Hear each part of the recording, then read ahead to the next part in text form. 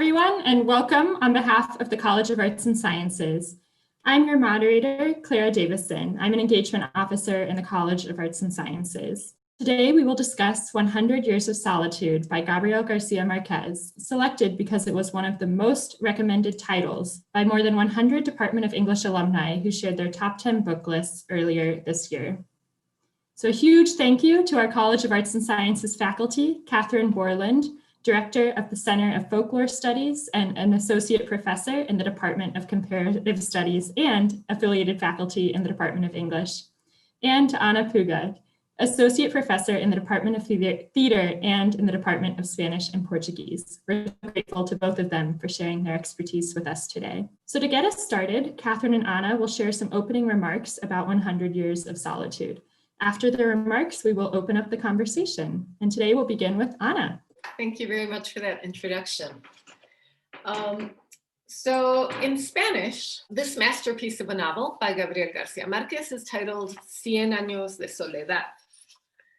And in Spanish, soledad means both solitude and loneliness.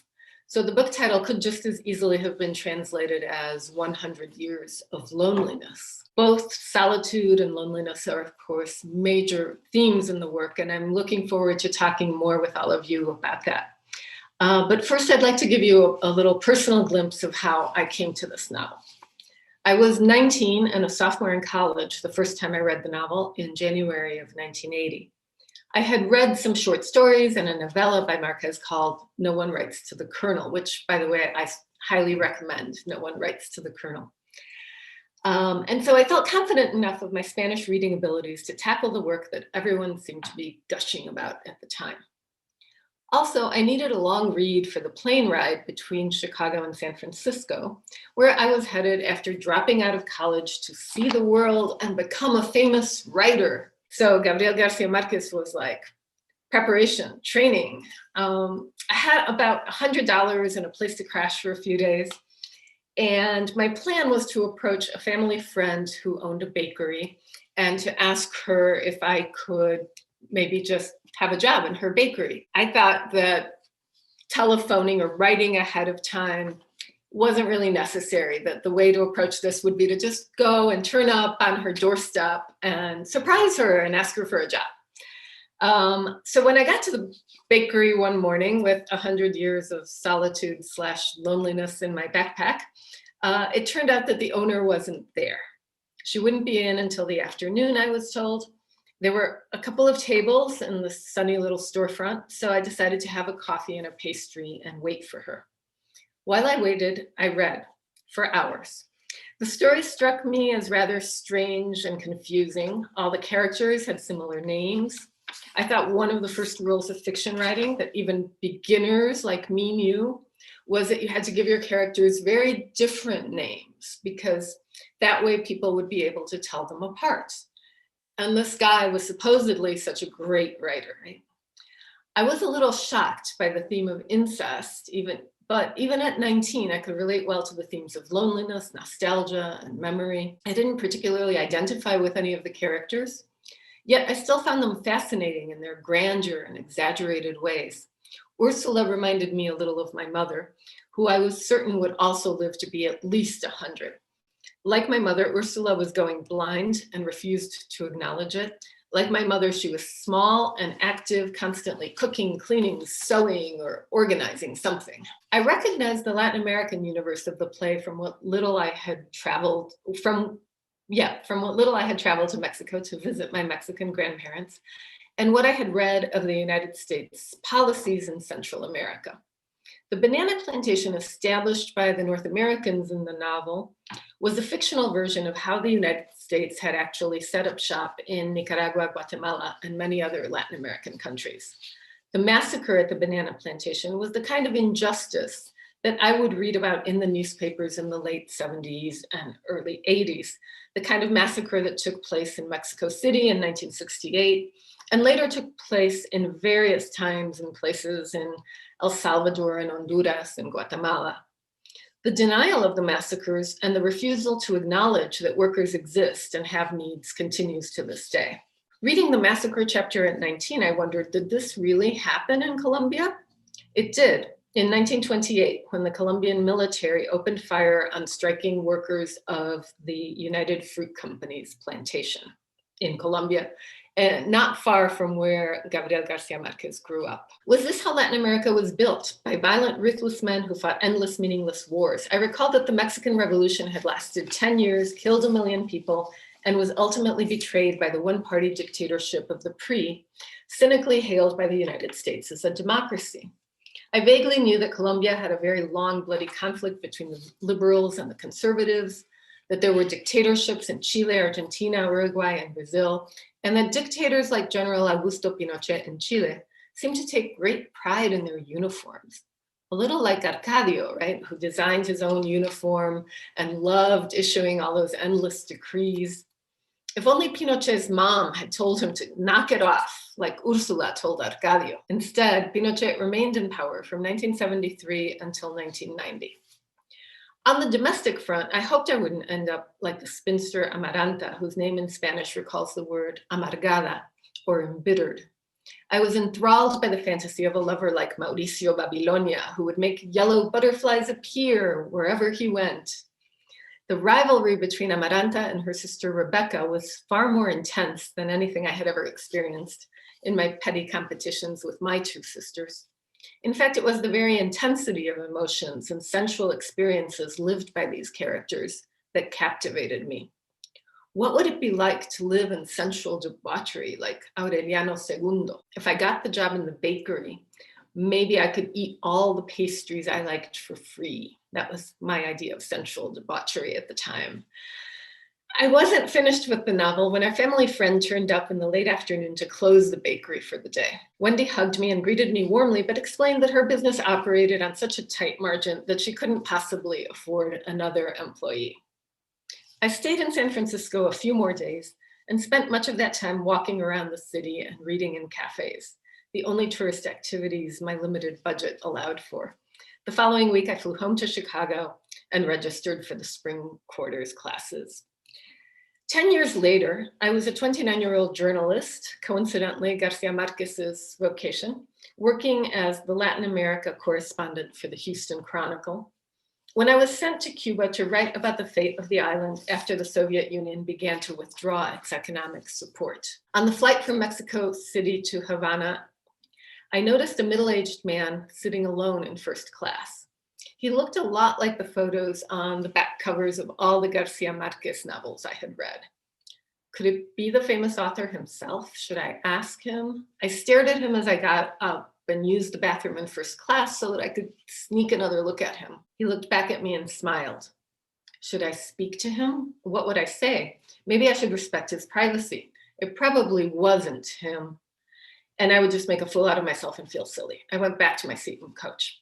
When I got to the airport in Havana, I realized that there was a state motorcade there to meet the man. Later, I read in the newspapers that García Márquez was in Havana to visit his friend Fidel Castro and attend the annual film festival. As I reread this novel last week at age 59, as one might expect, I was more focused on the themes of life, work, mortality, and regret. I was struck by how both Amaranta and Colonel Aureliano Buendia undo their work so that they can do it all over again the next day. Amaranta recalls Penelope, the faithful wife of Odysseus who fended off suitors in his absence, by saying she would marry him just as soon as she finished, or marry one of them as soon as she finished weaving that funeral shroud she was working on. It pained me to reflect on how the aging colonel feels inspired to try to get in the war game one last time, tempted yet again to use violence to try to right the world's wrongs. I was saddened by the themes of remembering and forgetting, because I know that García Márquez suffered from memory loss at the end of his life and was only able to complete one of the 3 volumes he had planned for his autobiography before his death in 2014. I highly recommend the first volume, which I have here, and it only takes you through his first job as a journalist, and yet it weighs in at 579 pages. Thank you. Okay, Katie here, and I'm just going to follow up a little more informally to Anna's remarks. and start myself with my first encounter with 100 Years of Solitude, which was actually at the same university that Anna was at in Chicago a few years earlier, in actually a Spanish language in translation, literature in translation class, which focused on the Latin American boom writers. So García Márquez, Mario Vargas Llosa, Julio Cortázar, and who's the Mexican Fuentes. And I remember I was a young feminist at the time, and I remember challenging my professor with the fact that we were reading only male authors. And so he threw in this book called Domitila, which was the autobiography of the wife of a tin miner in Bolivia. So you couldn't imagine a greater contrast between these very experimental works of fiction and sort of true to life, realistic autobiography of a laboring woman.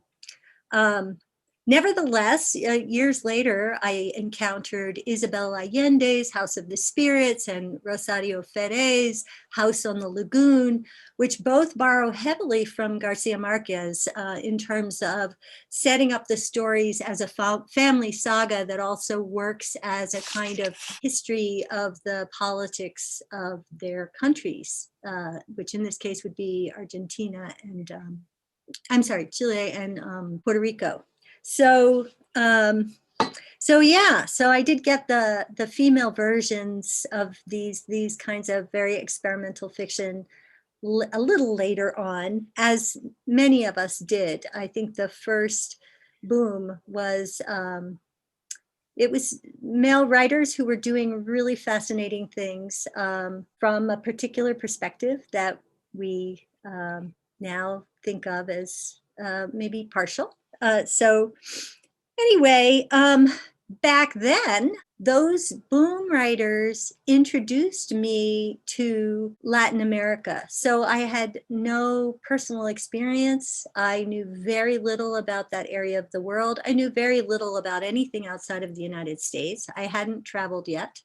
And so when I did have the opportunity to go to Costa Rica to train for the Peace Corps, I think the 100 Years of Solitude was kind of a lens through which I understood the landscape and the people that I encountered there. So I distinctly remember being on a train, which probably doesn't exist anymore, that went from the capital, San Jose, to Puerto Limon, which is on the Caribbean side of the country, and going up over these very steep, green, lush mountains and down into banana plantations and fields, and seeing through the window of the smoky train little houses with, maybe a woman in an apron with 2 or 3 kids kind of gathered around her, all waving at us from their front porch in the middle of this vast solitude. And I thought, oh, it's just like Macondo. And probably erroneously, but certainly the romance of my experience was helped along by these prior images that Garcia Marquez had provided. And I think that too is probably common to many English translation readers at that time. It was an introduction for us to these worlds that we really knew very little about. And I think what captivated me most about 100 Years of Solitude and other works by Garcia Marquez was the sort of tongue-in-cheek character of the narrator. So with everything that he says, everything that the narrator kind of provides for us, he immediately undercuts. And it's all told with this kind of generous humor, with great, as Anna said, exaggeration, and peppered with all sorts of folk motifs and mythical allusions.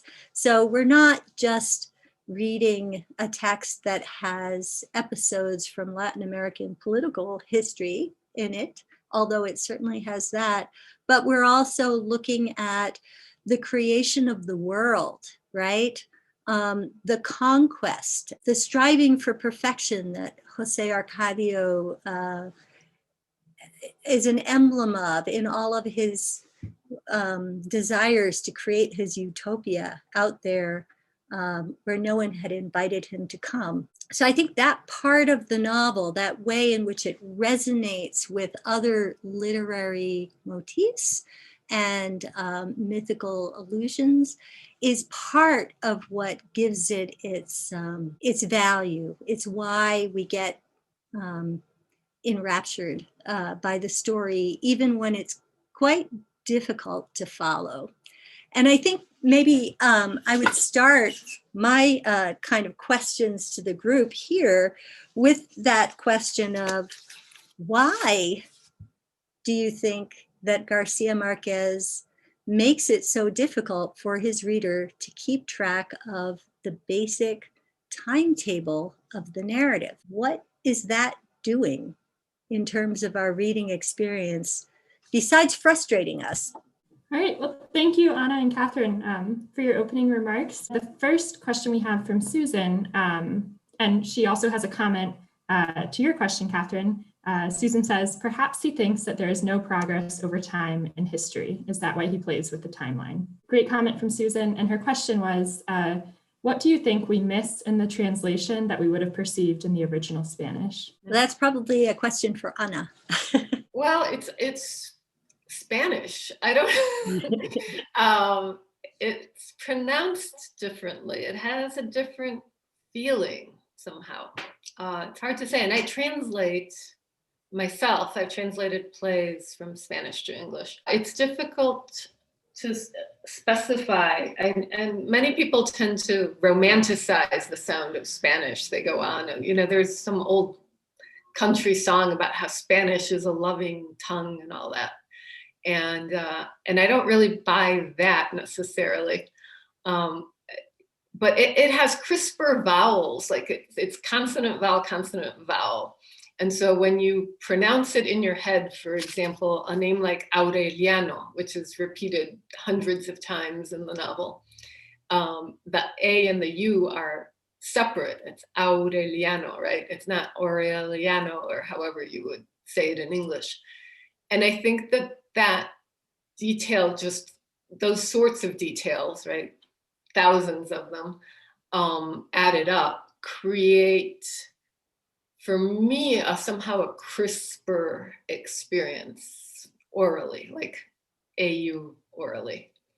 Other than that, there's not, I think the translation, this time I read parts in English and parts in Spanish and compared them. I was actually looking at the translation, and I think it does a really good job of capturing the rhythm, the sentence lengths, that kind of piling on of detail in these really long sentences, and then punctuating those with sort of short jab sentences that are sometimes are like the punchline of a joke or something. And I only found one thing that I thought was actually a mistake, where there's a false cognate in there, because there's the word compromiso in Spanish does not mean compromise in English. It means commitment in English. Gregory Rabassa, the translator, who I think is a great translator, just slipped and translated it as compromise instead of commitment. But other than that, I think it's fine in English.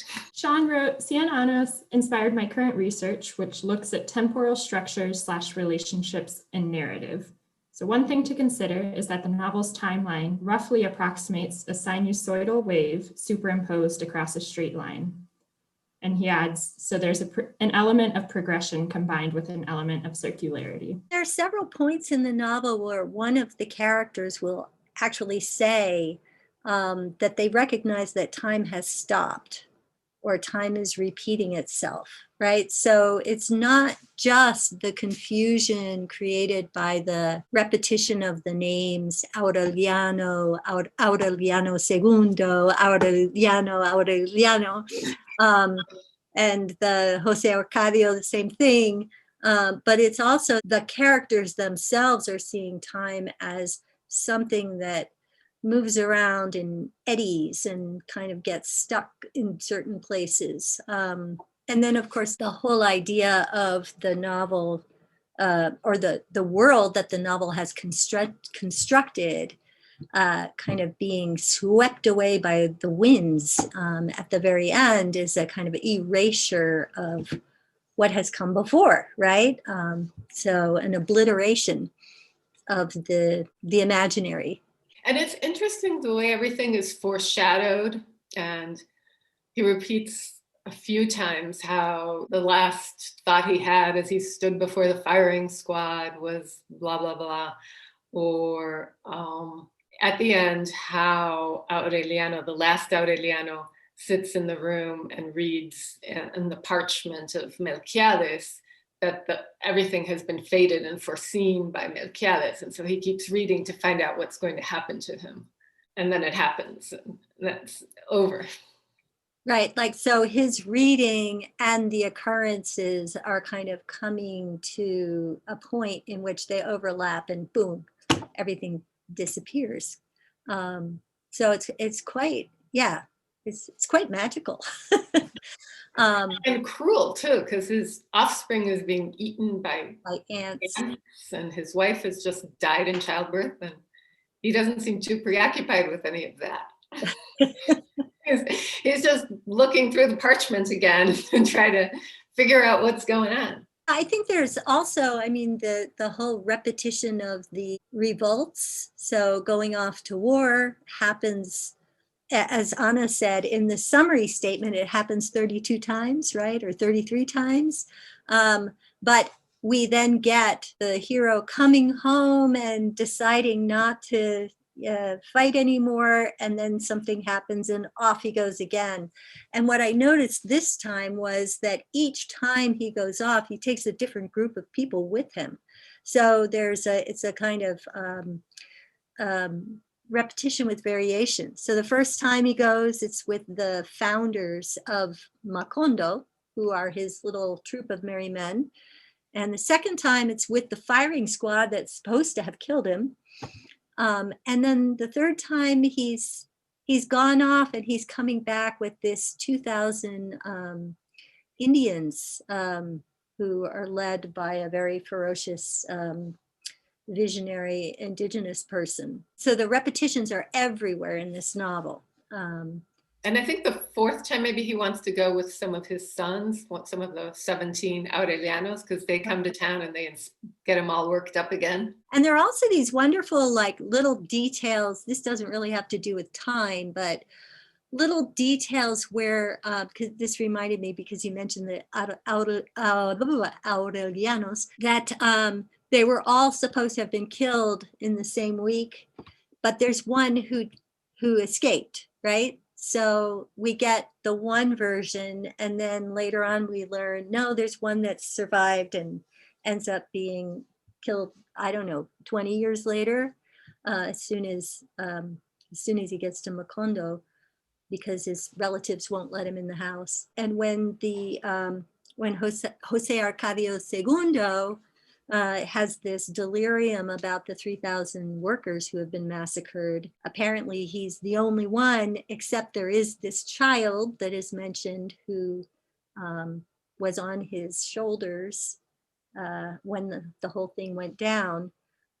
So we have this idea that the narrator doesn't always keep track of his own facts, right? There's a character that slips out and has a different destiny.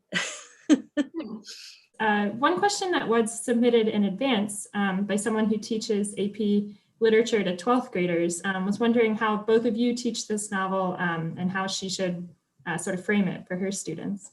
Maybe 12th graders would be more open in some ways than older people to a world, to this thing that's been labeled magical realism, to this style, where, because there is a lot of fantasy and anime, and there's a lot of popular culture in which has kind of drawn from this tradition, right, that they've already been exposed to. And yet there might be some people who are expecting more of a straightforward, realistic kind of read. I've never taught the novel myself. I've taught another Márquez novel at Ohio State called Chronicle of a Death Foretold, which is much more kind of journalistic. Though it has its odd things happening. I would think it's a big novel, so it would take quite a while for students to finish it, right? So it would be something that you would read, I guess, over the course of a semester or over the course of a year, a whole school year. If it's read in digestible little chunks, right, then you can talk about all of the various issues. I mean, you could separate out what's the politics. You could have a unit or a semester on politics in Latin America or even politics around the world, because these sorts of things like violence, corruption, dictatorship, they don't just happen in Latin America, they happen all over the world, right? So that could be one unit. And then you could have maybe another unit on the more private space and the emotional issues and the love and the lust and the incest. I don't know if you would have parents who complain that why are their children reading about incest? Because that sort of thing has happened to me with other works where there's explicit sex, and parents will say, why are you giving my child pornography to read? And I have to explain that it's not pornography, it's art, it's great literature.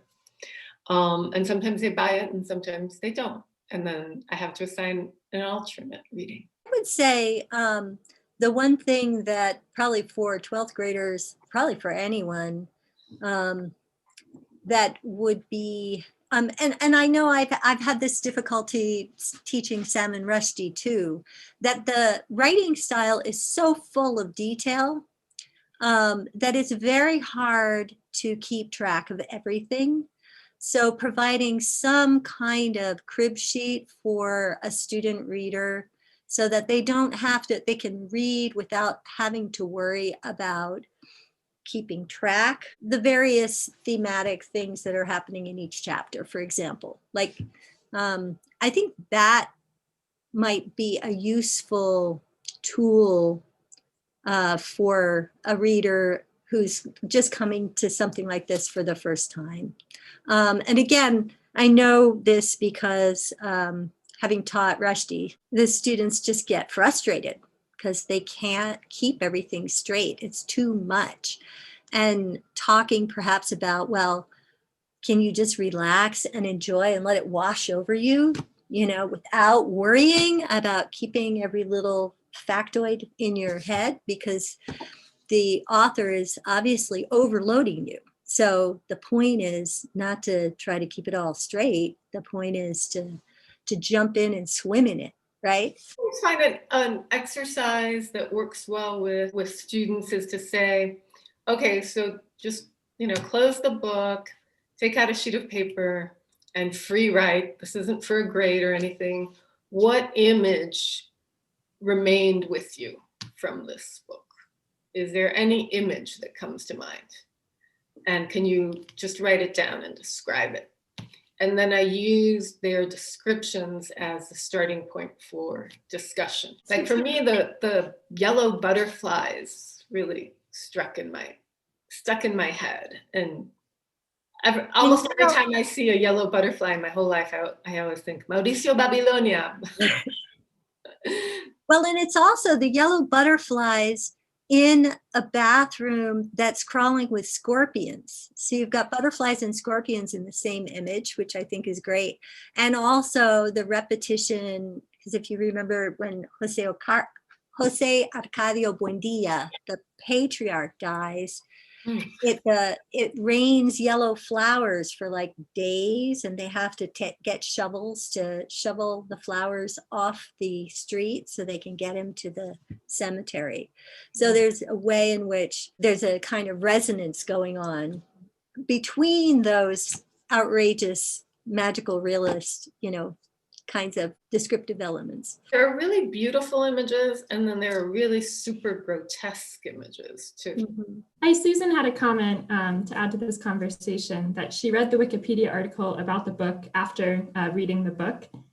And I did not try very hard to keep track of the characters, but I think I got some appreciation of the images. Maybe I would have understood more if I had read the wiki first to use as a crib sheet. Can I ask Susan if she has any favorite, or our audience in general, if they have any favorite? I'm going to try my tried and true conversation starter from my classes.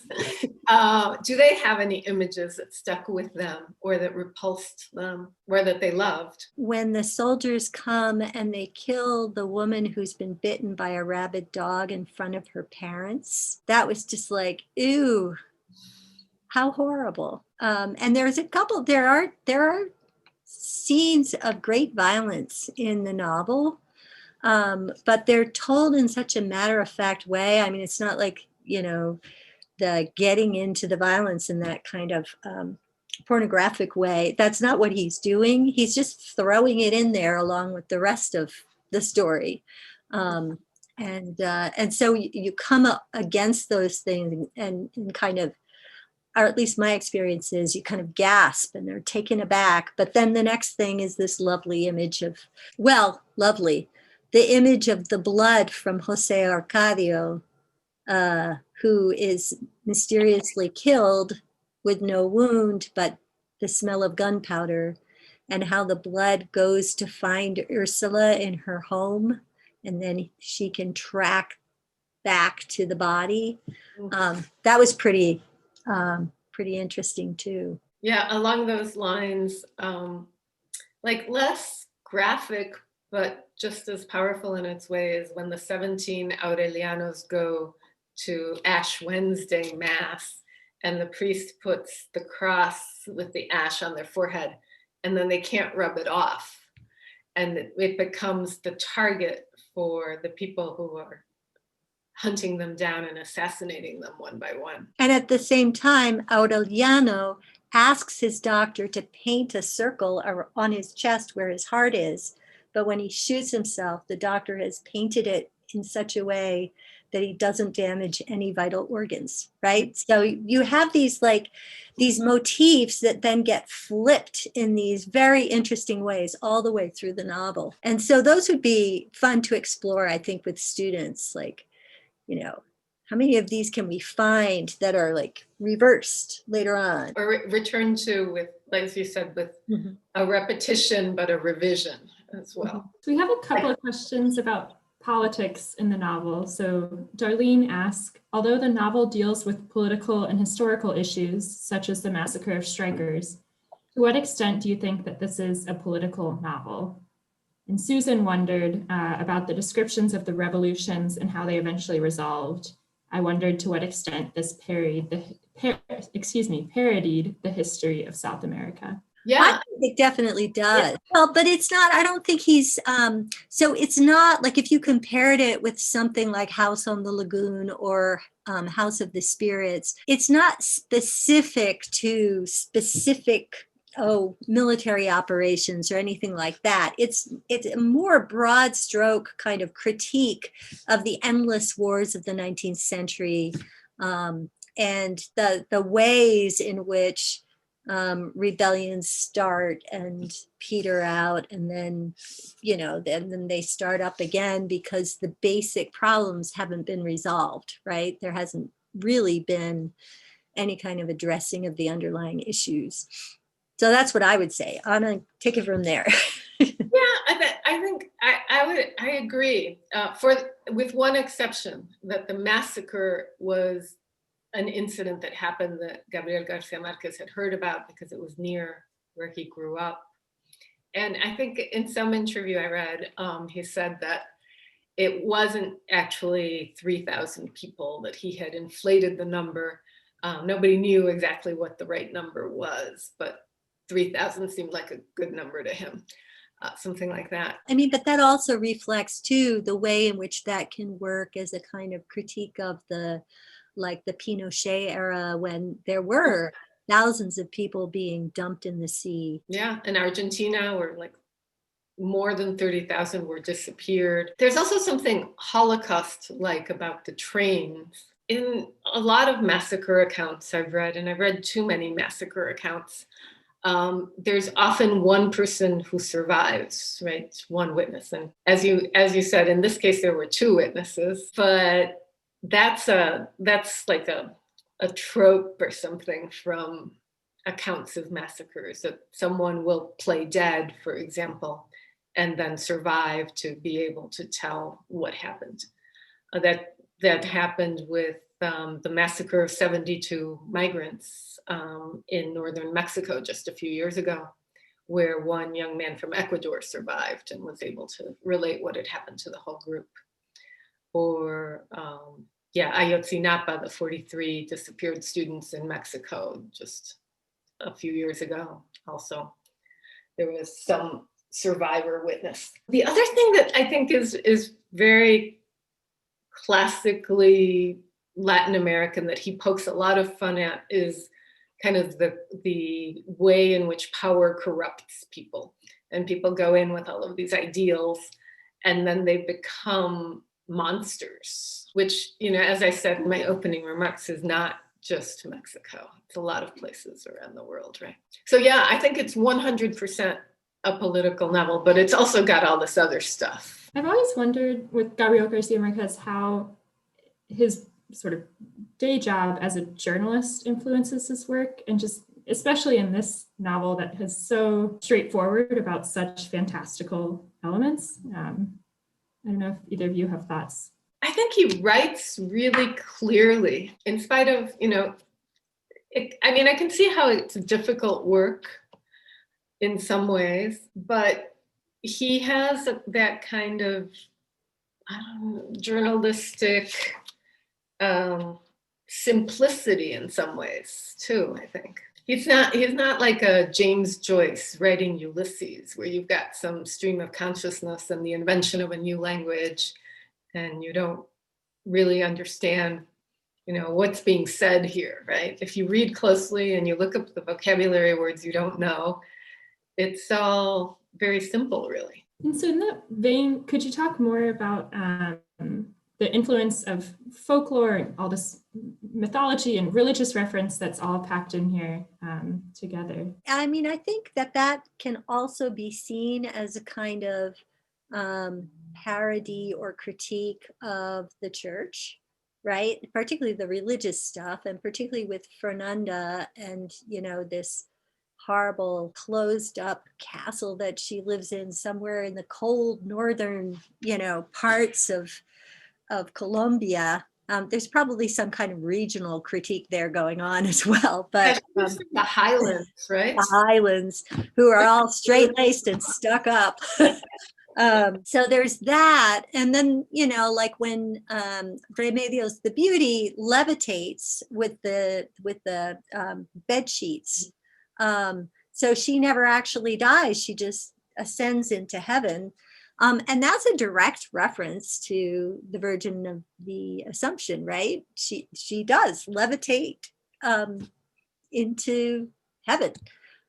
So it's a religious image that has been made more ordinary and mundane by the fact that it's the bed sheets that she's trying to fold in the wind that take her away. All through the novel, these references to, for instance, the man whose left arm was shriveled because he raised it against his mother, right? Or the one because something, right? So like these outrageous punishments for moral transgressions, which I think are, we're supposed to think of them as ludicrous, right? But my mother used to say to me, if you stick your tongue out like that at me, your face is going to freeze that way. God is going to make your face freeze that way. Yeah, there is also, I know from my experience living in Nicaragua, in more rural peasant type communities, people do have, they do cite these supernatural creatures, and they catch the woman who's transformed herself into a monkey, and they tie her to a tree, to punish her. They do these things, and it's part of life, right? So it sounds very magical realist to us when the beast that was kind of half man and half animal. I think it's like a bull or something like that. They find him and they find that he's got wings that have been chopped off, and then they string him up in a tree. Like, it's hard to say whether that is based on something that might have happened or not, because in small communities like Macondo, people do have these beliefs, right? So they recognize monsters as part of the reality of where they are. I also think it's something very Genesis-like to it, right? It's the beginning of the family, and so begat so-and-so begat so-and-so. And they were innocent at first, and no one had ever died in the town. And then they become less and less innocent as time goes by. And they're not really expelled. Well, some of them are exiled off to Europe, right? But there are all these, there are biblical proportions to things like the rain for 4 years, or the ants that eat everything, including the baby, or the, what other plagues are there? Insomnia plague. The insomnia plague, nobody can sleep and they forget everything. And the birds all die for a while. There's a scene in which a bunch of birds smash against a screen or something, and the place is littered with birds. And then at the end, I guess it's a hurricane, right, that comes and destroys everything. And you don't know whether there's going to be another Genesis, or is this the end forever and ever? Well, what it says in the text is that people have been dreaming of a city of glass, or city of glass houses with no buendias. So the idea is like something is going to emerge on that spot, but the people who exist in it right now will not be there, right? And I don't know, I always thought the glass houses might have been a reference to modernist architecture or something, some other era that doesn't exist yet in this novel. Because there is also, I think, a critique of progress in the novel. The idea that science and invention is going to create the utopia. Like the idea, like the very first sentence with we went to see ice, and you're like, okay, ice, ice is the magical thing. And then the first Buendia is all obsessed with taking Ursula's gold coins and trying to shape them into something else. And he ends up just destroying it all and having like a burnt pot with some charcoal in there. So they're all engatusados, would be the word in Spanish, like wrapped up in this dream of, mesmerized by this idea that science will lead the way to progress, and they're going to bring the railroad to town and everything is going to get better.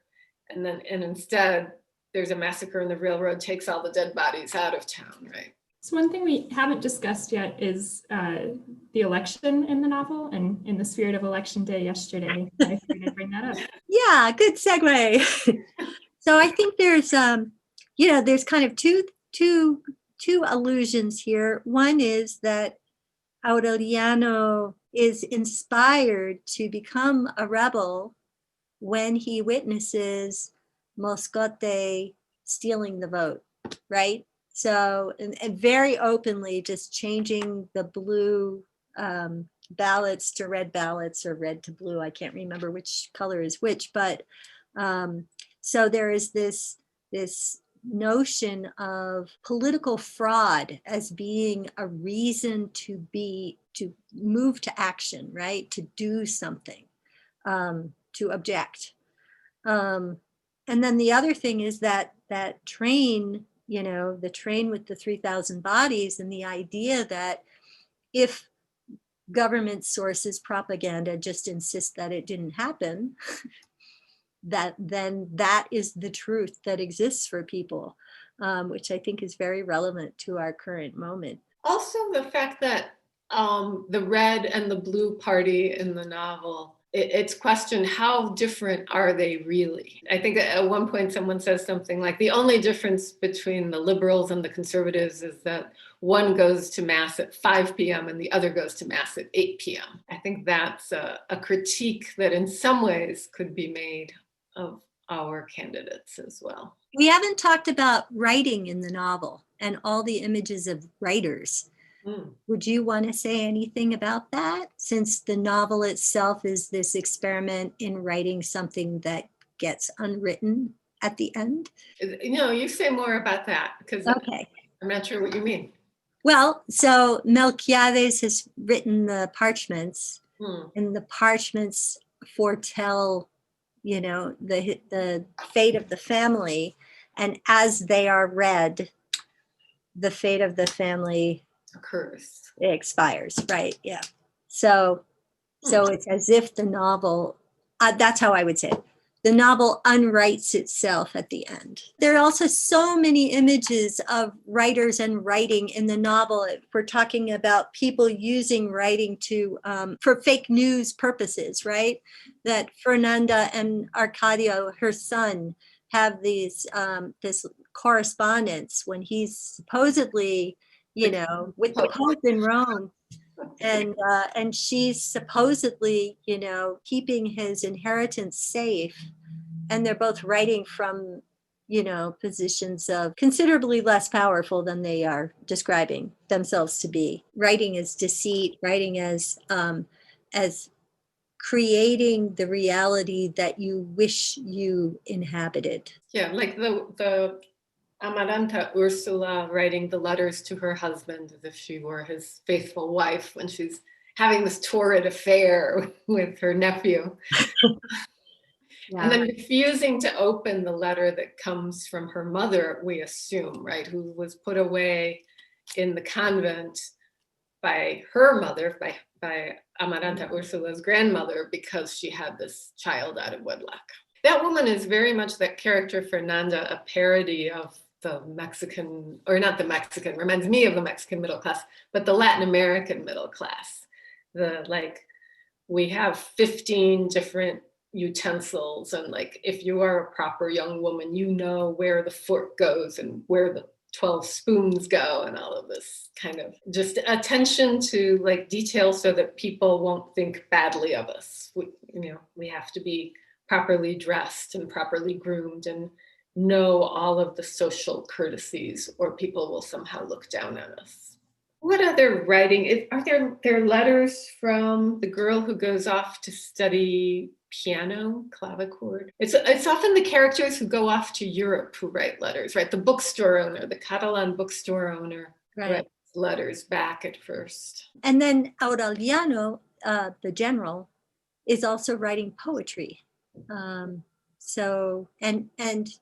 a whole back and forth about he wants someone to burn his manuscripts, but then they don't do it, tell him he has to do it, but then he starts writing again, and then eventually he destroys them all. But I was thinking that might also be a reference to Latin American political figures who are also poets, because there are a great many of them in the history of Latin America. The world between literary figures and political leaders is fluid.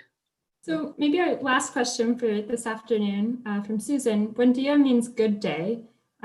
Is there any more reason that he uses this as the family name? What do you think? Well, they had buenos dias. They had a lot of good days, and then they didn't anymore. Maybe it's a little ironic. Well, it's interesting too that, and I'll have to check back to make sure I'm right about this, but Jose Arcadio Buendia is called Jose Arcadio Buendia, and Aureliano, his son, is called Aureliano Buendia.